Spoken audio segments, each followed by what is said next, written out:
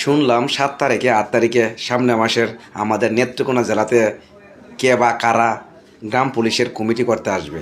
তা আমি আপনাদের উদ্দেশ্যে একটি কথা বলতেছি, নেত্রকোনা পাও দিবেন, কমিটি করবেন, সংগঠন করবেন, আমাদের কোনো অজুহাত নেই। যদি আপনার কমিটি, আপনার সংগঠন বাংলাদেশ সচিবালয় থেকে আপনার অনুমোদন দেয়, আপনার করেন। আর যদি অনুমোদন কাগজটা না আনতে পারেন, তাহলে নেত্রকোনা মাটিতে পাও দিবেন, হিসাব করে পাও দেন। অত বছর জেল কাটা গ্রাম পুলিশের জন্যে, উন্নয়নের জন্যে আপনাদের কোনো ব্যক্তির কোনো অনুশোচনা নাই। যদি থাকতো তাহলে অবশ্যই আপনারা আগে বেতন বৃদ্ধির চিঠিটা নিয়ে তারপর আপনারা সংগঠন করতেন।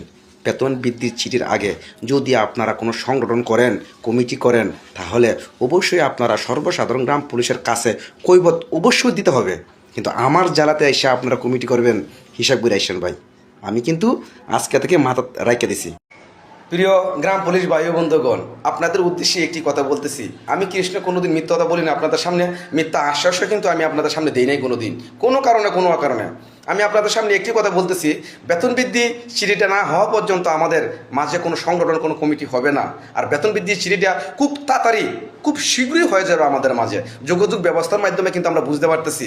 এবং যদি আপনারা কমিটি বা সংগঠন করেন জেলা পর্যায়ে, থানা পর্যায়ে, তাহলে অবশ্যই আপনারা ফেসবুকে দিবেন, ইউটিউবে দিবেন, সব যোগাযোগ ব্যবস্থার মাধ্যমে আপনারা দিবেন। তাহলে এই পোস্টগুলো কিন্তু অবশ্যই উদ্যতন মহোদয় স্যারের সামনে গিয়ে পড়বে। তখন স্যাররা কী বলবে যে আপনারা গ্রাম পুলিশরা এখন কমিটি সংগঠন নিয়ে ব্যস্ত আছেন, তাহলে আপনারা বেতন বৃদ্ধির চিঠিতে আপনারা করবেন কি? আগে কমিটি করেন, সংগঠন করেন, তারপর আপনারা বেতন বৃদ্ধির চিঠি আমাদের কাছ থেকে নেন। তাই আমি আপনাদের সামনে বলতেছি, প্রিয় গ্রাম পুলিশ ভাই বন্ধুগণ, আপনারা কেউ কোনো কারণে কোনো সংগঠন, কোনো কমিটি করবেন না। সে যেই হোক বেতন বৃদ্ধির চিঠিটা আসার পরে আপনারা কমিটি সংগঠন করেন। আমাদের 45,810 জন গ্রাম পুলিশের মাঝে কোনো অজুহাত থাকবে না, আওয়াজ হবে একটাই, বেতন বৃদ্ধির চিঠি আগে আনেন। ঠিক না আপনারা বলেন? সর্বপ্রথম ফার্স্ট আমি একটা কথা বলতে চাই গ্রাম পুলিশের সকল নেতা কর্মীদের উদ্দেশ্যে। প্রথম সচিবালয় থেকে, বাংলাদেশ স্থানীয় সরকার মন্ত্রণালয় থেকে বেতন বৃদ্ধির চিঠিটা আপনারা নিয়ে আসেন, আমাদের গ্রাম পুলিশের মাঝে আপনারা পোস্ট করেন। আমরা সাধারণ গ্রাম পুলিশরা আপনাদেরকে সকলকে ফুলের মালা দিয়ে আমরা বরণ করে নেব, আমাদের কোনো অজুহাত থাকবে না। আর বলতেছেন কি নির্বাচন দিবেন, মৌখিক নির্বাচন আমাদের মাঝে চলবে না। এসব পুরান কালচার বাদ দিতে হবে, নতুন কালচার সিস্টেম ডেভেলপমেন্ট করতে হবে আমাদের গ্রাম পুলিশের মাঝে। গ্রাম পুলিশ বাহিনীটা কিন্তু কেউর বাপদাদার পিতৃক সম্পত্তি না। আপনারা যেভাবে সিদ্ধান্ত দিবেন আমরা সাধারণ গ্রাম পুলিশ সেভাবে মেনে নেব।